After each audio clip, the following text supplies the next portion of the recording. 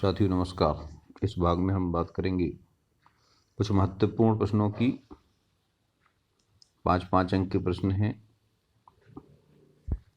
और ये कार्बनिक रसायन अध्याय 12 से हैं और ये ऑल टाइम इम्पोर्टेंट क्वेश्चंस हैं और ये आपकी कक्षा 12 में भी काम आने वाले हैं, इसलिए इनको बहुत ध्यान से पढ़िएगा।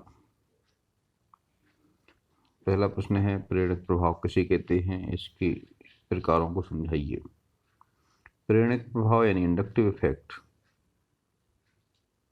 दो भिन्न विद्युत ऋणात्मकता वाले परमाणुओं के मध्य बने सहसंयोग बंधों में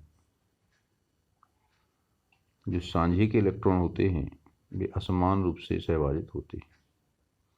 असमान मतलब है वो जो साझे का इलेक्ट्रॉन युग्म है अधिक विद्युत ऋणात्मक परमाणु की ओर होता है, यानी अधिक ऋण विद्युतीय परमाणु की ओर इलेक्ट्रॉन का घनत्व उच्च होता है, जिससे उस पर आंशिक ऋणावेश आ जाता है तथा कम विद्युत ऋणात्मक परमाणु पर आंशिक धनावेश आ जाता है। उदाहरण के लिए हम क्लोरीन को लेते हैं। ये इस कार्बन और क्लोरीन का जो बॉन्ड बना है CCl बॉन्ड, इसमें जो क्लोरीन कार्बन की तुलना में बहुत अधिक विद्युत ऋणी है, इसलिए ये साझे के इलेक्ट्रॉन युग्म को अपनी ओर विस्थापित कर लेती है, जिससे क्लोरीन पे आंशिक ऋणावेश और इस कार्बन का आंशिक धनावेश आता है। अब इस आंशिक जो सेकंड कार्बन का धनावेश है, इस कार्बन का धनावेश है, इसके फलस्वरूप यहाँ का जो इस C1 और C2 के बीच का जो बंध है, इसके साझे का इलेक्ट्रॉन युग्म इस C1 की ओर स्थापित होता है, तो इस जो C2 यानी नंबर 2 कार्बन है, इस पे भी आंशिक धनावेश उत्पन्न हो जाता है। यद्यपि ये आंशिक धनावेश पहले कार्बन की तुलना में थोड़ा कम होता है, इसलिए हम इसको डेल्टा डेल्टा प्लस से दिखाते हैं। और इस पे जो धनावेश आता है, इसके फलस्वरूप C2 और C3 के बीच का जो बंध है ये भी विस्थापित होता है, तो इस पे फलस्वरूप तीसरे कार्बन पे भी आंशिक धनावेश आता है, लेकिन इसकी मात्रा और कम होती है। इस तरह से ये धनावेश का प्रभाव श्रृंखला के अगले कार्बन पे ट्रांसफर होता है। ये प्रभाव आगे को भी प्रेरित होता है, इसीलिए इसको हम प्रेरक प्रभाव कहते हैं। लेकिन व्यवहारिक तौर पर देखें तो ये 3 कार्बन के बाद इसकी प्रबलता बहुत कम हो जाती है, अत्यंत क्षीण प्रभाव हो जाता है, इसलिए हम इसको 3 तक ही ध्यान में रखते हैं। इसको यदि हम संक्षेप में कहना चाहें एक लाइन में, तो हम कहेंगे एक ध्रुवीय बंध की ध्रुवता के कारण अगले बंध पर ध्रुवता उत्पन्न होना प्रेरक प्रभाव कहलाता है। यह 2 प्रकार का होता है, एक तो है एक ऋण आई प्रभाव, दूसरा है धन आई प्रभाव। ऋण आई प्रभाव मतलब नेगेटिव इंडक्टिव इफेक्ट, इसको हम इलेक्ट्रॉन आकर्षी प्रभाव भी कहते हैं। वे परमाणु जो हाइड्रोजन परमाणु से अधिक इलेक्ट्रॉन आकर्षी होते हैं, वे इलेक्ट्रॉन घनत्व को कार्बन श्रृंखला से अपनी ओर आकर्षित करते हैं। क्या करते? इलेक्ट्रॉन के घनत्व को कार्बन श्रृंखला से बाहर की ओर यानी अपनी ओर खींचते हैं। उदाहरण के तौर पे हम यहाँ पे फ्लोरीन की बात करते हैं, तो जब ये फ्लोरीन इस कार्बन से जुड़ती है, तो ये चूँकि फ्लोरीन अत्यधिक विद्युत ऋणी है, लगभग सबसे ज़्यादा विद्युत ऋणी है, तो ये जो साझिक इलेक्ट्रॉन को अपनी ओर खींचेगी, इस पे आंशिक ऋणावेश आएगा, तो बगल वाले कार्बन में आंशिक धनावेश आएगा, इसके बगल वाले कार्बन पे भी धनावेश आ जाएगा और प्रेरित रूप से इस पे भी धनावेश आ जाएगा। इस तरह से ये इलेक्ट्रॉन आकर्षी या ऋणाई प्रभाव कहलाता है। दूसरा प्रकार है धन आई प्रभाव यानी इलेक्ट्रॉन प्रतिकर्षी प्रभाव। इसमें वे परमाणु जो H परमाणु से कम इलेक्ट्रॉन आकर्षी होते हैं, वे इलेक्ट्रॉन घनत्व को कार्बन श्रृंखला की ओर प्रतिकर्षित करते हैं, यानी ये अपनी ओर से इलेक्ट्रॉन घनत्व कार्बन की श्रृंखला की ओर प्रेरित करते हैं। जैसे मैथिल समूह है, मैथिल समूह यदि एक से ज़्यादा जुड़े हों तो ये इलेक्ट्रॉन घनत्व तो कहाँ जाएगा, कार्बन श्रृंखला में बढ़ जाएगा। इस पे आंशिक ऋणावेश आएगा, दूसरे पे आंशिक और कम आ जाएगा, तीसरे पे और कम आ जाएगा। इस तरह से इलेक्ट्रॉन का स्थानांतरण इस समूह से कार्बन की श्रृंखला की ओर उसके घनत्व का स्थानांतरण होता है। इस प्रभाव को हम धनाई प्रभाव कहते हैं, यानी इलेक्ट्रॉन प्रतिकर्षी प्रभाव भी कहते हैं।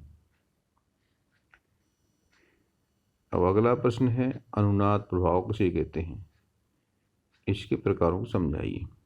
अनुनाद प्रभाव यानी रेजोनेंस इफेक्ट, हम इसको मीजोमेरिक इफेक्ट भी बोलते हैं। इसमें दो पाइबंधों की अन्योन क्रिया होती है, या फिर एक पाइबंध और उसके समीप के परमाणु पर उपस्थित एकाकी इलेक्ट्रॉन युग्म, इनके बीच अन्योन क्रिया होती है। कहाँ कहाँ अन्योन क्रिया होती है, दो पाई बॉन्डों के बीच में, या फिर एक पाई बॉन्ड और उसके जो नियरेस्ट लोन पेयर होता है किसी परमाणु पे, उसके बीच में अन्योन क्रिया होती है। इसके कारण अणु में उत्पन्न ध्रुवता को हम अनुनाद प्रभाव कहते हैं। ये प्रभाव भी श्रृंखला में संचरित होता है। ये भी दो प्रकार का होता है। ये भी एक धनात्मक अनुनाद प्रभाव, इसको धनार प्रभाव लिखते हैं, और दूसरा ऋणात्मक अनुनाद प्रभाव, उसको हम ऋणार प्रभाव कहते हैं। इस प्रभाव में इलेक्ट्रॉन घनत्व संयुग्मित अणु में बंधित परमाणु से कार्बन श्रृंखला की ओर विस्थापित होता है। यानी जो धनात्मक अनुनाद प्रभाव में इलेक्ट्रॉन का घनत्व कहाँ जाता है, जो परमाणु प्रभाव उत्पन्न करता है उससे निकल कर के ये कार्बन श्रृंखला की ओर विस्थापित होता है, और इसके फलस्वरूप कुछ स्थितियों में उच्च इलेक्ट्रॉन घनत्व उत्पन्न हो जाता है। जैसे कि यहाँ एनिलीन का उदाहरण देके समझाया गया है। एनिलीन यानी C6H5NH2, एनिलीन में जो नाइट्रोजन होती है, नाइट्रोजन पर एक लोन पेयर होता है, और यहाँ पे देखिए, यहाँ पे बगल में एक डबल बॉन्ड है। तो यहाँ पे जो अन्योन क्रिया क्या हो रही है, यहाँ का जो लोन पेयर है वो अपने इस बगल की पोजीशन पे आएगा, और यहाँ का जो पाई बॉन्ड के जो इलेक्ट्रॉन हैं वो इस बगल वाले कार्बन पे आ जाएंगी। तो इस तरह क्या होगा, यहाँ पे डबल बॉन्ड बन जाएगा और साझी के इलेक्ट्रॉन यहाँ आ जाएगा। तो इसलिए यहाँ पे ऋणावेश आ जाएगा, यहाँ पे इलेक्ट्रॉन घनत्व तो बढ़ जाएगा और ऋणावेश आ जाएगा। अब अगली पोजीशन में क्या होगा, ये जो इलेक्ट्रॉन युग्म है, ये जो यहाँ इस कार्बन पे है, सेकंड इस नंबर के कार्बन पे, यहाँ से ये कहाँ पे आएगा, इस बगल वाली बॉन्ड पे आएगा, तो डबल बॉन्ड बना लेगा, और इस डबल बॉन्ड का जो इलेक्ट्रॉन युग्म है वो पहुँच जाएगा इस पैरा पोजीशन पे। तो यहाँ पे पैरा पोजीशन में क्या हो गया, यहाँ ऋणावेश आ गया, और ये जो अब ये कहाँ स्थानांतरित होगा, ये इस बगल वाले पे स्थानांतरित होगा, और ये इस कार्बन पे स्थानांतरित होगा। तो यहाँ पे डबल बॉन्ड बन जाएगा, तो ये डबल बॉन्ड बन गया, और ये यहाँ का जो इलेक्ट्रॉन है इस कार्बन पे यानी ऑर्थो पोजीशन पे ऋणावेश उत्पन्न करता है। इस तरह से यहाँ हम देखते हैं कि यहाँ पे जो चार अनुनादी संरचनाएं हैं, इनमें से चारों में एक एक स्थितियों, अलग अलग स्थितियों में आपका इलेक्ट्रॉन घनत्व बढ़ रहा है। यहाँ पर ऋणावेश उत्पन्न हुआ 1,6 पोजीशन पे, फिर 1,4 पे हुआ, और फिर 1,2 पे हुआ। इससे हमें ये पता लगता है कि इसमें एनिलीन के जो N के द्वारा जो -+R इफेक्ट डाला गया है, इसके कारण कोई भी जो इलेक्ट्रॉन स्नेही है वो ऑर्थो पोजीशन पे और पैरा पोजीशन पे ही अटैक करेगा, मेटा पोजीशन पे अटैक नहीं करेगा। दूसरा प्रकार है ऋणात्मक अनुनाद प्रभाव का, इसको ऋण R प्रभाव भी कहते हैं। इस प्रभाव में जो इलेक्ट्रॉन का घनत्व है, इलेक्ट्रॉन का घनत्व संयुग्मित अणु में बंधित परमाणु अथवा प्रतिस्थापी समूह की ओर विस्थापित होता है, यानी ये श्रृंखला से बाहर की ओर खींचता है। इसके कारण कार्बन श्रृंखला में कुछ स्थितियों में निम्न इलेक्ट्रॉन घनत्व उत्पन्न हो जाता है, अर्थात वहाँ पे धनावेश उत्पन्न हो जाता है। इसको हम नाइट्रोबेंजीन के एग्जाम्पल से समझ सकते हैं। तो जो नाइट्रोबेंजीन है, इसमें देखिए यहाँ पे एक तो ये डबल बॉन्ड है और एक दूसरा ये डबल बॉन्ड है। इन दो डबल बॉन्ड्स की अंतःक्रिया इसमें होती है। यहाँ पे जो नाइट्रोजन और ऑक्सीजन के बीच का जो डबल बॉन्ड है, इसका जो इलेक्ट्रॉन युग्म है वो इस ऑक्सीजन पर स्थानांतरित हो जाता है, तो इस ऑक्सीजन पर ऋणावेश आ जाता है। साथ में ये जो बेंजीन रिंग का डबल बॉन्ड है वो इस बॉन्ड पर स्थानांतरित होता है, तो यहाँ डबल बॉन्ड बन जाता है। अब यहाँ इलेक्ट्रॉन की कमी हो जाएगी तो यहाँ पर आपका धनावेश हो जाता है। अब अगले स्टेप में क्या होगा, ये जो डबल बॉन्ड है, ये डबल बॉन्ड अपने बगल वाले कार्बन पे पहुंच जाएगा। बगल वाले बॉन्ड पे डबल हो जाएगा तो यहाँ पर डबल हो गया और यहाँ इस पोजीशन पे आपका इलेक्ट्रॉन का घनत्व कम हो जाता है, धनावेश उत्पन्न हो जाएगा। नेक्स्ट पोजीशन में जो बगल वाला जो डबल बॉन्ड है वो बगल में शिफ्ट हो रहा है, ये डबल बॉन्ड यहाँ शिफ्ट होगा, इस पर यहाँ आ गया तो यहाँ पर धनावेश उत्पन्न हो गया। इस तरह से इसमें 1 2 3 ऑर्थो और पैरा पोजीशन में धन आवेश उत्पन्न हो गया, यानी यहाँ पे इलेक्ट्रॉन की न्यूनता उत्पन्न हो गई। तो यहाँ पे कोई भी नाभिक इसमें ही आक्रमण करेगा तो ऑर्थो पैरा पोजीशन पे ही जुड़ेगा। इस तरह से ये आपका हो गया ऋणात्मक अनुनाद प्रभाव। एक और प्रश्न है, क्रियात्मक इलेक्ट्रोमेरी प्रभाव किसे कहते हैं, इसके प्रकारों को समझाइए। देखिए इलेक्ट्रोमेरी प्रभाव भी ये किसी तरह का प्रभाव है, लेकिन ये एक अस्थायी प्रभाव है। ये आक्रमणकारी अभिकर्मक की उपस्थिति में उत्पन्न होता है और उसके हटते ही खत्म हो जाता है, यानी पूर्व स्थिति में आ जाता है। इसके उत्पन्न होने की स्थिति ये है कि जो बहुल बंध होते हैं, यानी डबल बॉन्ड और ट्रिपल बॉन्ड, इसमें दो बंध होते हैं, एक तो सिग्मा बॉन्ड होता है, एक पाई बॉन्ड होता है। सिग्मा बॉन्ड के इलेक्ट्रॉन तो मजबूती से बंधे होते हैं, किंतु पाई बॉन्ड के जो इलेक्ट्रॉन है वो ढीले बंधे होते हैं, यानी लूजली पैक्ड होते हैं। लूजली बॉन्डेड जो इलेक्ट्रॉन युग्म होता है वो आसानी से ध्रुवित हो जाता है, अर्थात वो किसी दो परमाणुओं से जुड़ा होता है बंध, तो उसमें से किसी एक पे स्थानांतरित हो जाता है, एक पूर्णतः स्थानांतरित होता है। जब कोई आवेशित अभिकर्मक आक्रमण करता है तो ये बंध पूर्णतः ध्रुवित होता है, यानी सांझी का इलेक्ट्रॉन युग्म किसी एक परमाणु पे पहुंच जाता है। जैसे ही अभिकर्मक हटाते हैं तो वो फिर पुनः पूर्व स्थिति में आ जाता है। जैसे यहाँ पे देखें कार्बोनिल समूह दिखाई दे रहा है, कोई अभिकर्मक मिलाते हैं तो कार्बोनिल समूह के का जो डबल बॉन्ड है इसके जो पाई इलेक्ट्रॉन ऑक्सीजन पे पहुंच जाते हैं, ऑक्सीजन पे ऋणावेश आ जाता है और कार्बन पे धनावेश आ जाता है। और जैसे ही अभिकर्मक निष्कासित होता है जी पुनः पूर्व स्थिति में आ जाता है। इसको हम इलेक्ट्रोमेरी प्रभाव या इलेक्ट्रोमेरिक इफेक्ट कहते हैं। इसको यदि संक्षेप में कहें तो हम ऐसे कह सकते हैं इसको कि आक्रमणकारी अभिकर्मक के प्रभाव में बहुल बंध के सांझी के इलेक्ट्रॉन युग्म का किसी एक परमाणु पर पूर्णतः स्थानांतरित हो जाना इलेक्ट्रोमेरी प्रभाव कहलाता है। इसे हम ई द्वारा दर्शाते हैं, कैपिटल ई। ये भी दो प्रकार का होता है, एक धन ई प्रभाव और दूसरा ऋण ई प्रभाव। धन ई प्रभाव है तब होता है जब सांझी का इलेक्ट्रॉन युग्म उस परमाणु पर स्थानांतरित होता है जिस पर अभिकर्मक आक्रमण करता है, यानी जिस पर आक्रमणकारी अभिकर्मक जुड़ता है उसी पर इलेक्ट्रॉन युग्म पहुंचता है, तो इसे हम धन ई प्रभाव कहते हैं। जैसे एल्कीनों पर अम्लों का योग करते हैं तो एल्कीन में जो डबल बॉन्ड होता है उसका इलेक्ट्रॉन युग्म उसी कार्बन पे पहुंचता है जिस पे प्रोटॉन जुड़ता है, तो ये प्रोटॉन इलेक्ट्रॉन ग्रहण करता है और इस कार्बन से जुड़ जाता है।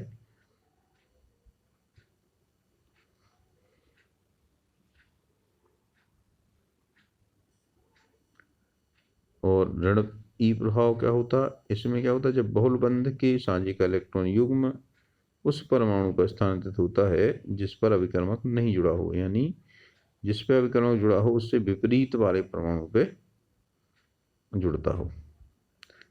ये तब होता है जब कोई ऋणावेशित अभिकर्मक आक्रमण करता है। जैसे यहाँ पे कार्बोनिल समूह पे साइनाइड का आक्रमण होता है, तो यदि साइनाइड इस कार्बन पे जुड़ेगा तो इलेक्ट्रॉन ऑक्सीजन पे पहुंचेगा। तो इलेक्ट्रॉन ऑक्सीजन पे पहुंचेगा तो ऑक्सीजन पर आवेश हो जाएगा, इस पर धनावेश आएगा और साइनाइड इसी में जुड़ जाएगा। इस तरह से ये दो प्रभाव हो गए, धन ई प्रभाव और ऋण ई प्रभाव। अब एक और प्रश्न है यहाँ पे, महत्वपूर्ण है ये भी, क्रियात्मक समावयवता और मध्यावयवता के को उदाहरण से समझाइए। क्रियात्मक समावयवता, इसको हम क्रियात्मक समूह समावयवता भी कहते हैं।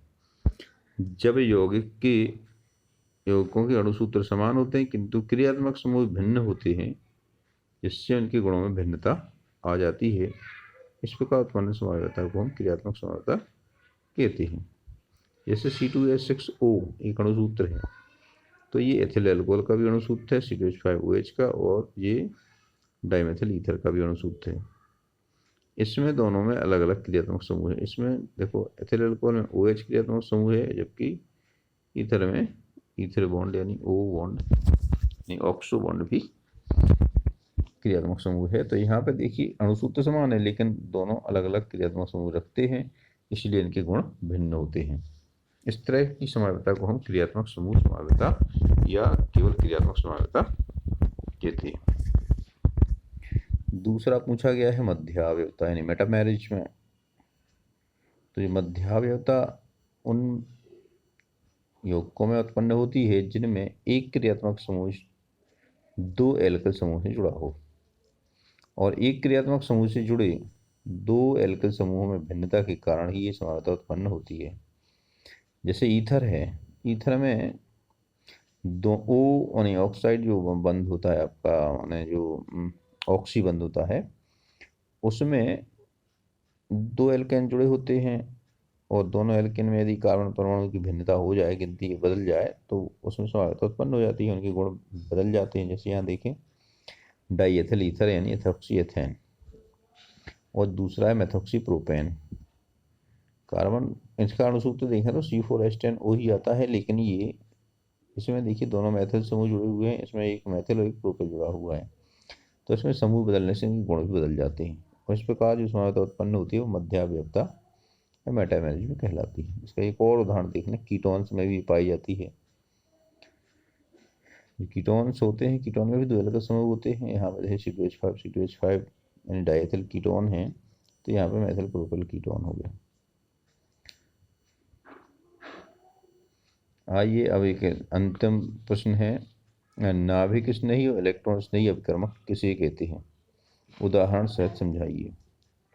जैसा कि शब्द से ही स्पष्ट है, नाभिक स्नेही यानी नाभिक की ओर जाने वाली, यानी जहाँ पे इलेक्ट्रॉन की कमी हो वहाँ पे जाने वाले होते हैं ये अभिकर्मक।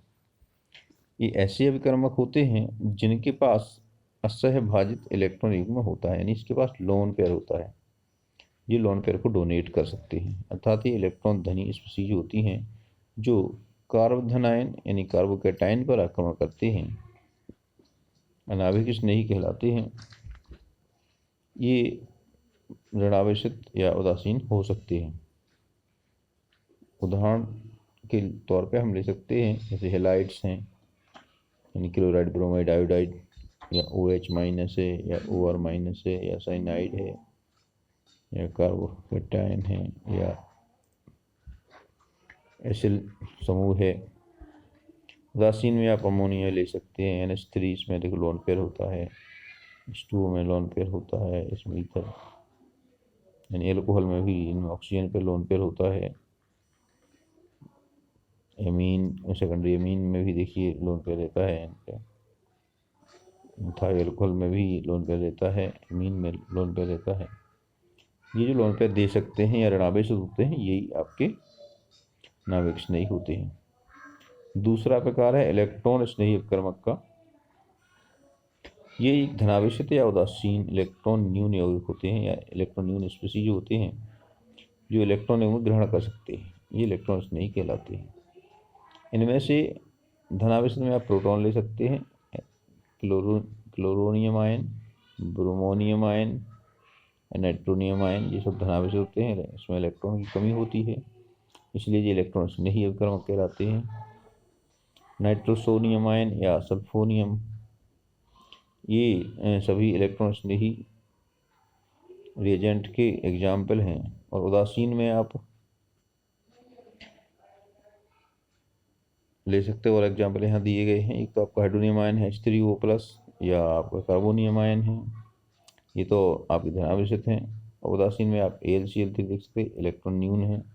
BF3 भी इलेक्ट्रॉन न्यून है, SO3 भी इलेक्ट्रॉन न्यून है, ZnCl2 या कार्बोनिल या FeCl3, ये इलेक्ट्रॉन न्यून स्पीशीज होती हैं। और ये इलेक्ट्रॉन स्नेही अपकर्मक कहलाते हैं। ये जहाँ पे इलेक्ट्रॉन ज़्यादा होते हैं वहाँ पे आक्रमण करते हैं, अर्थात ये इलेक्ट्रॉन युग्मों को